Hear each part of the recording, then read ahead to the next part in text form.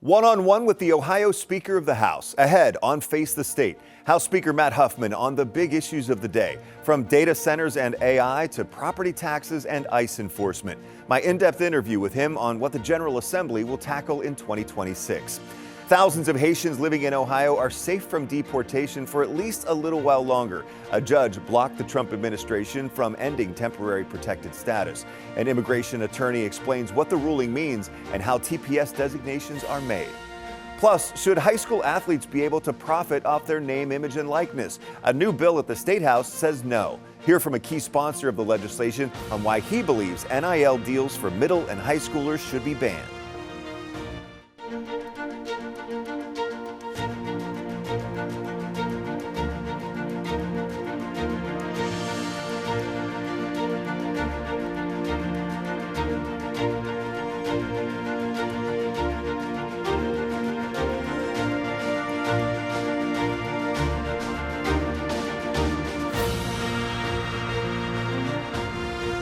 Thanks for joining us for Face the State. I'm Doug Petcash. Lawmakers are back to work at the Ohio State House after their holiday and winter break. State Representative Matt Huffman of Lima is starting his second year as Speaker of the House. On Thursday, the Republican and former Senate president came here to 10 TV for his first appearance with me on Face the State. We had a wide-ranging interview on the big topics of the day and for the General Assembly this year. That includes property taxes, data centers, high school name, image, and likeness deals, and legislation regarding immigration and customs enforcement operations. What do you see as the top issues that the legislature will be tackling in 2026? Well, typically an even-numbered year is a little less substantive because we passed a budget last June of 25, as always in an odd-numbered year. There are a few things that we're going to put on. One of them, not real interesting, I guess, but a tax conformity bill. When the federal government passes changes to a tax, as like they did in the so-called Big Beautiful Bill, if we don't change some of our laws, increase the exemption amounts to the same thing that the feds are, then you have a completely different tax return that you have to have your CPA or you have to prepare. So these are changes that are important, but and there are dozens of them. So we're going to probably try to put that into place by the end of February. We will likely have a capital budget, which will be passed in May or June. That is a significant endeavor, especially to some local communities that are looking for dollars for specific things. But beyond that, there are a number of other certainly significant items in their place that we're going to be moving forward, those things coming through our committees. We're seeing bills related to both data centers and also AI. Mm-hmm. How important do you think it is to tackle those issues? Well, I think it's very important. We have a bill from Representatives Dieter and Click to establish a ongoing working group to deal with the issues that data centers present to local communities, especially in rural areas. And like any new business, 150 years ago, oil refineries were new businesses. You need to understand the impacts. At first, it's a great economic opportunity, so the answer is yes, but then we see how it affects the rest of the community. So, applaud Dieter and Click for bringing that forward. An additional bill I think that the House will pass for Senate consideration is how we protect young people from AI. And this is a new technology, and it's doing things that, 20 years ago, other new things were hurting kids. And so how we shield children from the bad influences of AI, which there are some, is going to be what we'll consider. Well, as you know, Mr. Speaker, House Democrats just unveiled a package of 8 bills and regulations related to accountability of immigration enforcement in the state. They say it's about accountability. The measures include prohibiting officers from wearing masks and requiring them to display a badge. Also prohibiting enforcement operations in places like churches, schools, hospitals, and courthouses. What's your take on that legislation as far as a state applying measures to a federal? Yeah, I mean, fundamentally, I think most people know this. Immigration is a federal law. It's federal law enforcement, just like there are many things that are only state law enforcement or even local law enforcement. I don't think the state can restrict what a federal law enforcement agency does when they're lawfully executing federal laws, even if you don't like what they're doing. This, by the way, has been a battle since we had a federal government starting way back in 1787. The importance here is federal law enforcement working with local law enforcement, but local law enforcement can't impede them. So it's fine to talk about all of that, but we have to understand, like all law enforcement, the things that they're doing are going to be unpopular to the people who are being arrested and who are breaking the law. And I think it's important to stand by law enforcement, especially when you've got a number of these people who on a daily basis are being harassed by people who aren't involved in the conversation, harassed and all of the terrible things. So, and that's unfortunately how these tragedies begin to unfold. We do need to take some measures in Ohio to make sure there's not interference with federal law enforcement, whether it's the FBI or ICE or anybody else. And President Trump has talked about nationalizing elections recently. What do you think of that and how Ohio could be affected by it? Well, I don't think Ohio will be affected by it. The Constitution says that the state legislature is in charge of the time, place, and manner of congressional elections. That's one part of our Constitution that shows that states are in charge of certain things, and the federal government, for example, cannot take over elections in state. And frankly, the thought of the federal government wanting to come in and run elections for township trustee or fiscal officer or local board, school board, whatever it is, it doesn't make sense.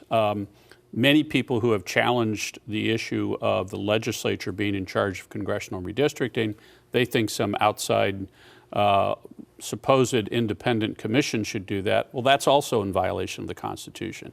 Whether you like it or not, our Constitution puts state legislatures squarely in charge of redistricting and the election itself. Let's talk about property taxes. It's not like you didn't talk about it a lot last year for sure, but the legislature passed and the governor signed a package of 5 bills that will go into effect in March for property tax reform and relief for homeowners, and also talking about school funding and local funding. But there's still this effort that is going on right now, gathering signatures to put a constitutional amendment on the ballot that would abolish property taxes. In the past, you said if that happened, 2027 would be in a whole new world. What do you think of the effort? Are you concerned about voters approving that? Yeah, well, the first thing is the package of bills that we passed, some in the budget the governor vetoed, we overrode one of those vetoes. It's a total of $3 billion in property tax relief, and an additional set of bills that will prevent increases in taxes, tie that to inflation, allow local governments to limit the amount of taxes that can collect. So it's frankly things that happened that if you tried to do this 5 or 10 years ago, it would have been absolutely unheard of. But we've pushed that forward.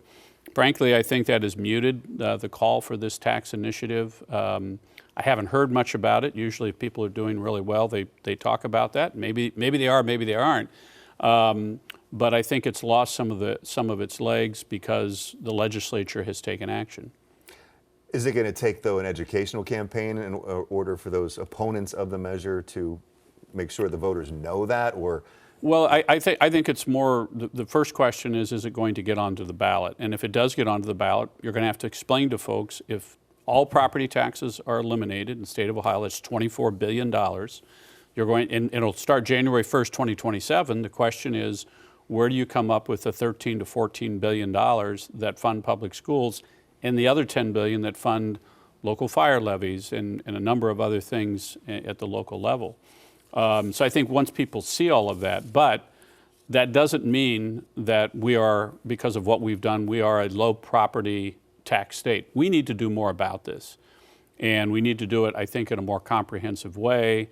The things I thought we did in the budget were very good. The governor vetoed it. We worked our way through it, did much of it again, and then more. But I think the state is ripe for a real reckoning on property taxes and local governments. We have over 6,000 local property taxing districts in the state of Ohio, more than any other state, including California, which is 4 times larger than us and is often thinking of that. But Ohio especially for a Republican state, is a high tax state, especially at the local government level. And finally, sir, I wanted to get your take on a bill that is generating some attention right now, and that is the bill about name, image, and likeness as it pertains to middle and high schoolers. As you know, the Ohio High School Athletic Association approved NIL deals for high school students last year. There's the bill that would prohibit those. Where do you stand on that issue as far as high school athletes being able to profit off their name, image, and likeness? So to be clear, Ohio High School Athletic Association is a private organization that makes its own rules about who can play. Many of their members, of course, are public bodies. Not all of them are. And so right now, the state of Ohio has said nothing about it. A judge may have made an order, but that's not the law of the state of Ohio. And I understand from the vote with the Athletic Association, there wasn't overwhelming support. There were hundreds of schools that abstained from voting. So the question simply is, you can still sign name, image, and likeness deals no matter what. State doesn't prohibit that. The question is, are you allowed to participate in that support in this private organization that is running that? I think it's a substantial problem, especially, but we also have to look at the side that, there are 16-year-old kids who are great tennis players. They're not going to be able to play high school tennis. Maybe not. They may be already playing professionally, and the same with golfers. Now, what people really care about, frankly, is football and basketball, and are those kids going to be prohibited? So it's frankly one of those things that there are people on both parties, on both sides of the aisle. That's why we introduce bills. That's why we have committee hearings. And I wish that more schools would have participated in the voting at the Athletic Association. That would give us a better idea about what the schools and athletic departments think, but they chose not to. So we're going to have a discussion. Mr. Speaker, thank you so much for your time. It was a pleasure talking to you. Yeah, good to be here. Thanks. Well, you just heard Speaker Huffman's take on the new bill to ban name, image, and likeness deals for high school athletes. Later, a sponsor of the bill lays out his reasoning for wanting the ban, why he believes NIL would be bad for high school sports and the athletes. But first, what a judge's ruling means for the thousands of Haitian nationals living in Ohio. An immigration attorney explains the temporary reprieve for their temporary protected status.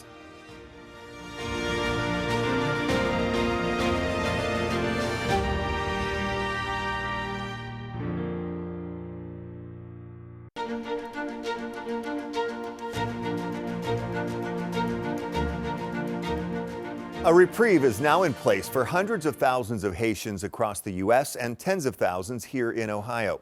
A federal judge blocked the Trump administration from ending temporary protected status for them. The judge's decision means Haitian immigrants can continue to work and are protected from deportation, but the order is temporary. The Trump administration argues temporary protected status has lasted way too long. On Monday, a large crowd gathered at St. John Missionary Baptist Church in Springfield, Ohio, to support the Haitians living in Clark County. It's estimated 12 to 15,000 Haitian immigrants live in the Springfield area. At one point, volunteers say 1,300 people gathered inside the church. The fire marshal had to ask hundreds of people to leave to meet fire code.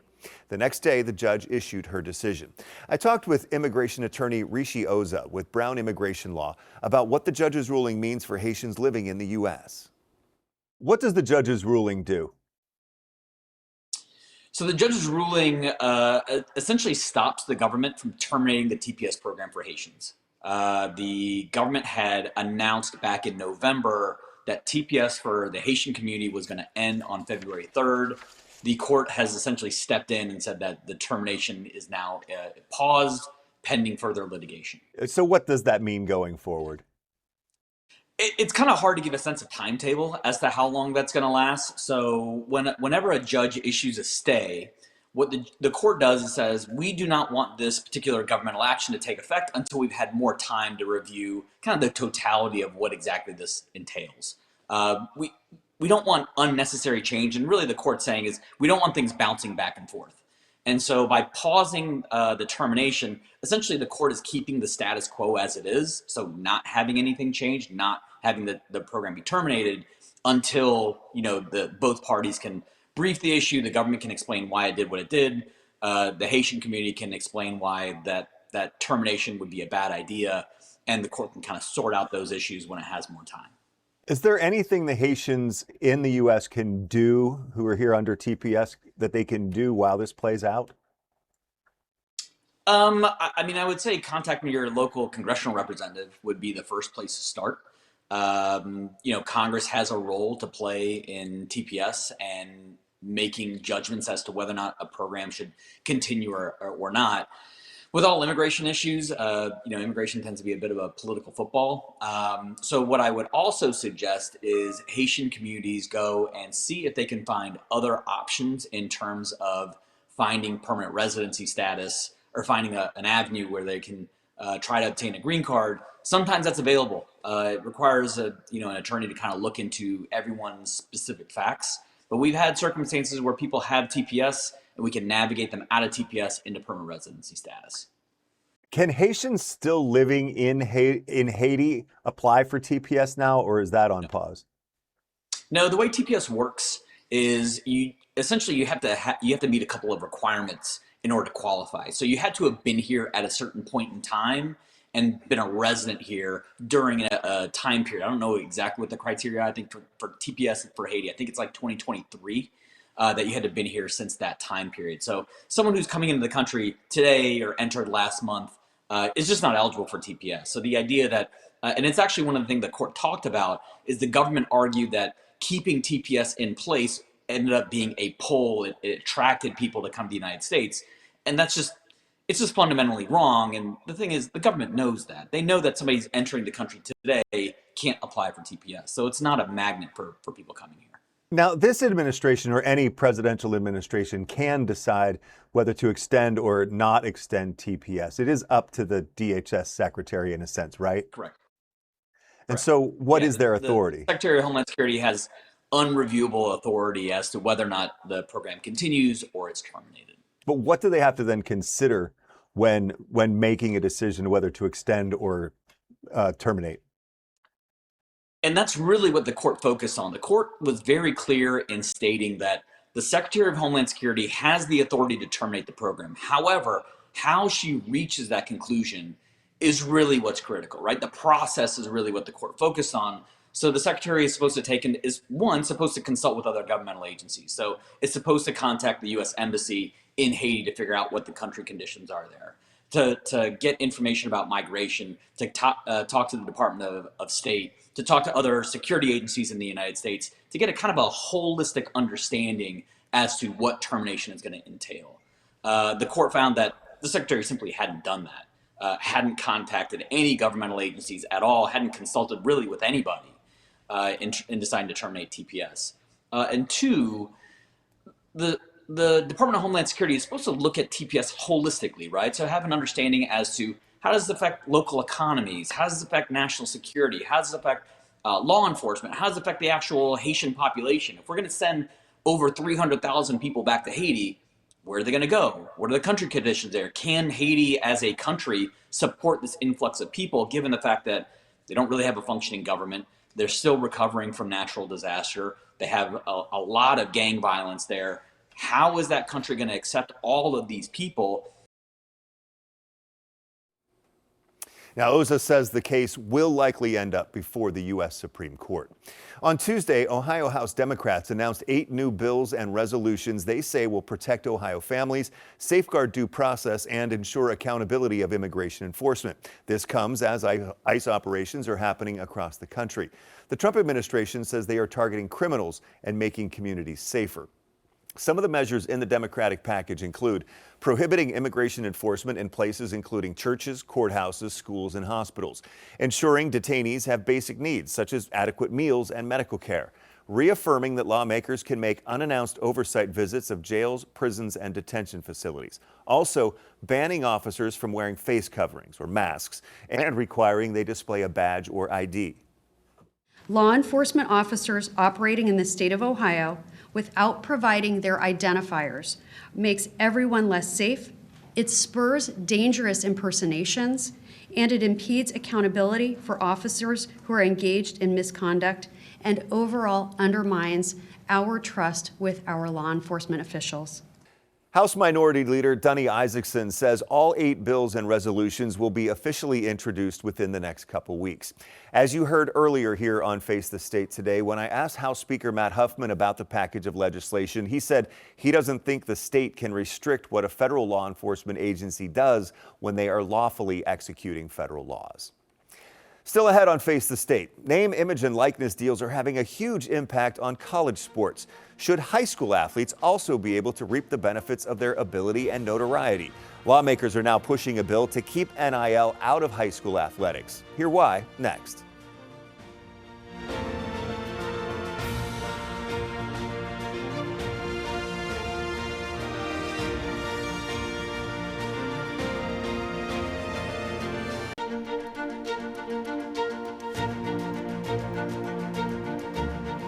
State lawmakers are moving to set clear limits on name, image, and likeness deals in high school sports. This comes after the Ohio High School Athletic Association voted in November to allow high school athletes to get paid for their NIL.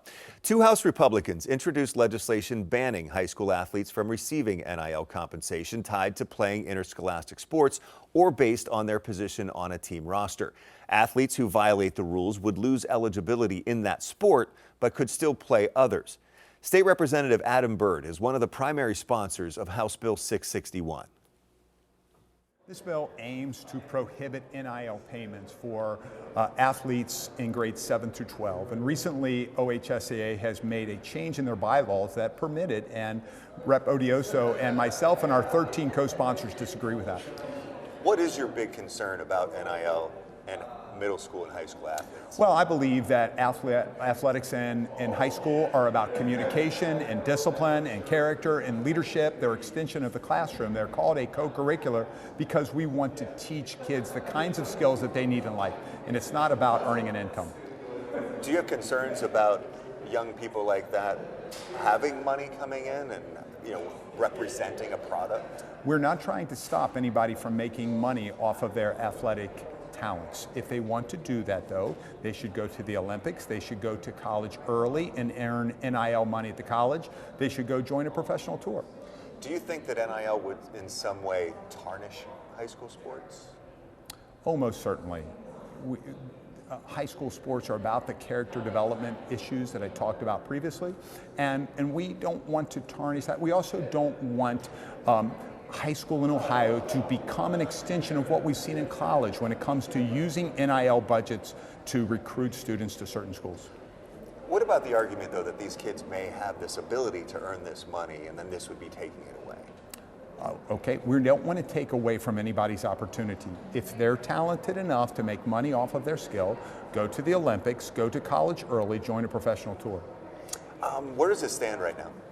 It's had its first hearing today, and we hope to have a second hearing in 2 weeks, and very thankful for the committee to give us a fair hearing today.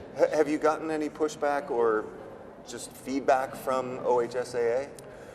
Well, not personally, not personal feedback from OHSAA, no. What has been some of the, what have you been hearing from either side of the aisle about this bill?